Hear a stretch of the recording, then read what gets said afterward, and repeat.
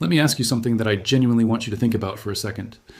Have you ever noticed that some people drive their cars for 15, 20, even 25 years and never once deal with a blown gasket, a seized engine, or a repair bill that makes them want to cry in the parking lot of an auto shop? And then there are other people, maybe you know one, maybe you are one, who seem to hit a major mechanical problem every 2 or 3 years like clockwork, even on cars that are supposed to be reliable. I've been thinking about this for a long time, and I'm going to tell you today that the difference between those two types of drivers is not the car they bought. It's not the brand, it's not the model year, and it's definitely not luck. It's something a lot closer to home than any of that, and by the end of this video, you're going to understand exactly what it is. Now here's the thing that gets people every single time. When someone sees a Corolla or an Accord with 350,000 miles on the original engine, the first thing out of their mouth is almost always the same. Japanese engineering, man. They just build those things different. And I understand why people say that. It feels true. It makes intuitive sense. Japanese automakers have an extraordinary reputation for quality, and that reputation is absolutely deserved. But here's what that explanation completely misses. And this is the part that most car channels won't tell you because it's not as exciting as talking about engineering tolerances and factory specs. The reason those cars hit those mileage numbers has as much to do with the person behind the wheel as it does with the people on the factory floor, maybe more. And when you understand that, you stop feeling like engine longevity is something that just happens to lucky people. And you start realizing it's something you can actually engineer yourself with nothing more than consistency and attention. To understand where this mindset comes from, you have to understand a little bit about how cars are treated in Japan as a culture. Japan has one of the most rigorous mandatory vehicle inspection systems in the world. It's called the Shaken, spelled S-H-A-K-E-N. And it is not a simple checklist that a mechanic rubber stamps in 20 minutes. It is a comprehensive government-mandated inspection that covers brakes, emissions, suspension, steering, lights, fluid levels, tires, and dozens of other components. It happens every 2 years for most passenger vehicles, and failing it means your car is legally off the road until it passes. Now think about what that system quietly trains drivers to do. It trains them to never let anything slide. It trains them to fix the small things before the small things become big things, because they know in the back of their mind that every 2 years, a trained inspector is going to look at every corner of that vehicle with fresh eyes. That cultural relationship with vehicle maintenance, that habit of proactive care rather than reactive repair, is deeply embedded in how Japanese drivers think about their cars, and it is a huge part of why those cars last. Here's a mechanic story I want to share with you, because it stuck with me. There's a guy who has been running an independent shop for over 30 years. He's the kind of mechanic who has seen literally everything. Engines that lasted 500,000 miles, engines that gave up at 60,000, everything in between. And he told me something that I think about every time I pop my own hood. He said he can tell almost immediately, just by pulling the dipstick and looking at the oil, what kind of owner a car has had. He said clean oil in a high mileage engine doesn't surprise him anymore. What surprises him is when a relatively low mileage car comes in and the oil looks like someone blended coffee grounds into black molasses. And that engine, he said, is already dying. It might not know it yet. The owner might not know it yet, but the engine knows because it's been running in contaminated lubricant, building up deposits, wearing its surfaces down faster than it should, and the bill for all of that negligence is going to arrive. It's just a matter of when. He said in 30 years, the single most common cause of premature engine failure he's seen isn't a manufacturing defect. It isn't bad luck. It's an oil change that was skipped one too many times. So let's talk about oil, because I want to get specific here in a way that I think will genuinely change how you think about it. There's been this shift in car culture over the last decade or so toward premium lubricants, full synthetic oil, high mileage formulas, specialty additives, and all of that is fine. Some of it is genuinely good. But here's the thing that the marketing around those products doesn't tell you loudly enough. The quality of the oil matters less than when you change it. I'm going to say that again because it's important. The quality of the oil matters less than when you change it. A full synthetic oil that's been sitting in your engine for 12,000 miles in a car that sees a lot of short trips and city driving has broken down significantly. It's picked up metal particles, it's been contaminated with combustion byproducts, it's carrying moisture. At that point, it is no longer doing what fresh oil does, regardless of how premium it was when it went in. But a mid-grade conventional oil changed at 4,000 to 5,000 miles, consistently, religiously, without exception. That engine is getting clean lubrication at all the critical moments. And over 200,000 miles, that discipline beats expensive oil changed infrequently every single time. This is not an opinion. This is what the evidence from long-term fleet studies and high-mileage engine teardowns consistently shows. Now, I want to talk about something that I think is one of the most underappreciated sources of engine wear, and that's what happens in the first 5 to 10 minutes after you start your car. Most people don't think about this at all. You turn the key, the engine fires, you back out of the driveway, and you're on your way. But here's what's happening inside that engine during those first few minutes. The oil has drained down from the upper engine components, the camshafts, the valve train, the rocker arms, and it's sitting in the oil pan at the bottom. When you start the engine, it takes several seconds for the oil pump to push that oil back up to where it needs to be. During those seconds, and during the first minute or two of running, the upper engine components are operating with minimal lubrication. The oil film that protects the metal surfaces is thinner than it should be. The clearances between moving parts haven't fully normalized yet because the metal is still expanding toward its operating temperature. And if you take that engine, that cold, oil-starved, not yet warmed up engine, and immediately put it under heavy load by accelerating hard onto a main road, you are concentrating wear at exactly the moment when the engine is least prepared to handle it. Japanese driving culture, particularly among experienced and older drivers, includes a very real and very deliberate habit of gentle, easy operation for the first few minutes of driving. Not a long idle. That's actually counterproductive because idling doesn't warm the engine efficiently. Just gentle, smooth, low-demand driving while the oil circulates and the temperature begins to climb. That habit, repeated over thousands and thousands of cold starts across the life of the vehicle, adds up to a meaningfully different wear profile. Let me bring in another perspective here because I think real-world evidence is more persuasive than theory.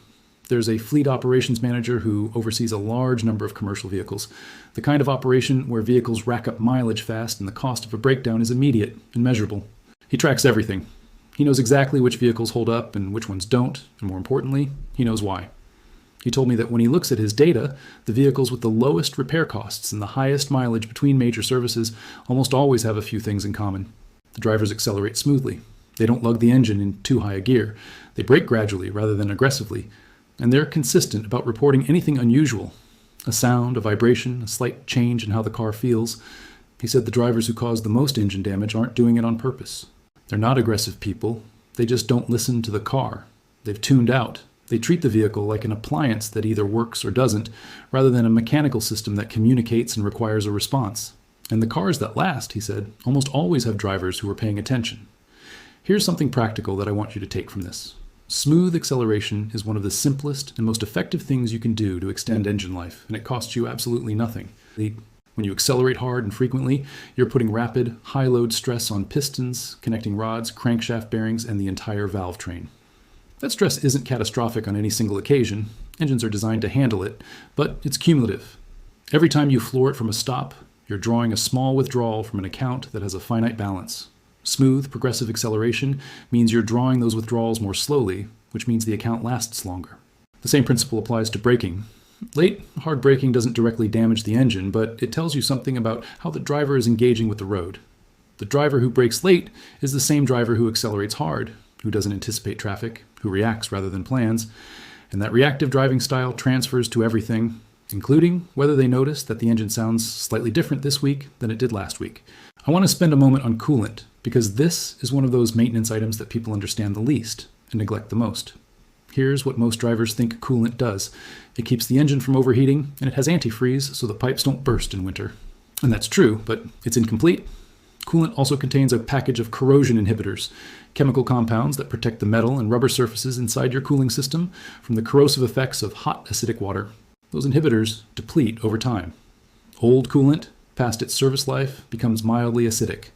And mildly acidic coolant starts attacking the aluminum in your cylinder head, the rubber in your hoses, the solder in your radiator, and the impeller in your water pump. I've seen water pumps fail 5 years early because the coolant was never flushed. I've seen aluminum heads with visible pitting and erosion from degraded coolant. And in every case, the owner had no idea this was even something to monitor. They thought coolant was a sealed system you never had to touch. Japanese maintenance culture does not treat the cooling system that way. It treats it as a living system with a service life that needs to be honored. Let me talk about the warning signs. Specifically, the ones that drivers routinely dismiss until they can't anymore. There's a very specific pattern I've seen described by mechanics again and again. It starts small. Maybe the engine takes a half second longer to catch on cold starts. Maybe there's a faint ticking sound that goes away after 2 or 3 minutes of warming up. Maybe the oil level is consistently a little low between changes, but not dramatically so. Maybe the temperature gauge creeps up slightly higher on hot days than it used to. Individually, none of these things feel like emergencies. Together, they are your engine telling you, politely but urgently, that something needs attention. The drivers who respond to those signals, who take the car in when something feels even slightly off, almost never face catastrophic engine failure. Because the thing that causes catastrophic engine failure is almost never a sudden, unpredictable event. It's a small problem that was given enough time and inattention to grow into a big one. Here's a pattern worth understanding, because it repeats itself with painful regularity. An engine develops a small oil consumption issue. Nothing dramatic, maybe it's burning a little more than it should. The owner notices the oil level is a little low when they check it, tops it up, and doesn't think much about it. They don't investigate why the level is dropping. Months pass. The engine is running slightly lower on oil than optimal more often than not. Oil pressure at the bearings is marginally reduced. Wear accelerates incrementally, invisibly. Then comes a particularly hot summer and the car spends a week in stop-and-go traffic with the air conditioning running at full blast. The thermal load on the engine goes up, the oil thins out slightly as temperatures rise, and everything that's been quietly degrading for the past year gets pushed just a little bit further past its limit. And then something lets go. A bearing spins, a gasket fails. The driver calls it bad luck. But there was nothing random about it. That engine had been sending signals for months. They just weren't being received. The flip side of this, and this is genuinely encouraging, is that the habits that prevent this outcome are not complicated or expensive. Check your oil at least once a month. Not the oil life monitor, not the warning light. Actually pull the dipstick, look at the level, and look at the color and texture of the oil. Feel it between your fingers. Clean oil is amber and slightly transparent. Oil that's dark brown to black and has a gritty feel is overdue. Add air to your tires every few weeks, because underinflated tires increase rolling resistance, which makes the engine work harder on every single journey. Replace your air filter on schedule, because a clogged air filter disrupts the fuel-air mixture and increases combustion deposits on your valves, especially on direct injection engines. These are not glamorous maintenance tasks. Nobody's going to admire your freshly changed air filter, but the mechanics who work on 300,000-mile cars will tell you that those cars didn't get there by accident. They got there because someone was paying attention to the unglamorous stuff. There's one more thing I want to address, because I see it constantly and it genuinely frustrates me. People spend money on performance additives, engine flushes, oil boosters, and various products that promise to extend engine life or restore lost performance. Some of these products are fine. Some are legitimately useful in specific situations. But I've watched people spend hundreds of dollars a year on these extras while simultaneously being 6 weeks past due on their oil change. That is exactly backwards. No additive in the world compensates for contaminated oil left in the engine past its service life. No engine flush reverses the damage done by years of insufficient lubrication. The foundation has to be solid before anything built on top of it matters. And the foundation, the boring, non-negotiable, and sexy foundation, is regular oil changes done on time, every time, without excuses. Think about what the numbers actually represent when someone shows you a car with 400,000 miles. That's not 400,000 miles of luck. That's potentially 20 or 25 years of someone choosing over and over again to take care of a machine. Every 4,000 or 5,000 miles, they made a decision. They scheduled the appointment. They went. They didn't push it another few weeks because they were busy. They checked the oil between services. They listened when the car made an unfamiliar sound. They fixed the small leak before it became a big one. 400,000 miles is not a single decision. It's thousands of small decisions, compounded over decades, into something that looks like magic to anyone who doesn't understand what's actually behind it. And that, in a way, is the most important thing I want you to take from this video. Engine longevity is not a lottery. It is not something that happens to the fortunate few who happen to buy the right car in the right year with the right manufacturing batch. It is a result. It is the accumulated result of every service appointment kept, every warning sign investigated, every cold morning where the driver took it easy for the first 5 minutes instead of punching it immediately.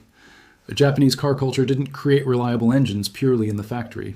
It created reliable engines by creating a culture of drivers who take their responsibility to the machine seriously, who understand that the car holds up its end of the bargain through quality engineering, and who hold up their end through quality care. You don't have to live in Japan to adopt that approach. You don't have to drive a Toyota or a Honda. You just have to decide that your engine is worth paying attention to, because I promise you, it is paying attention to you.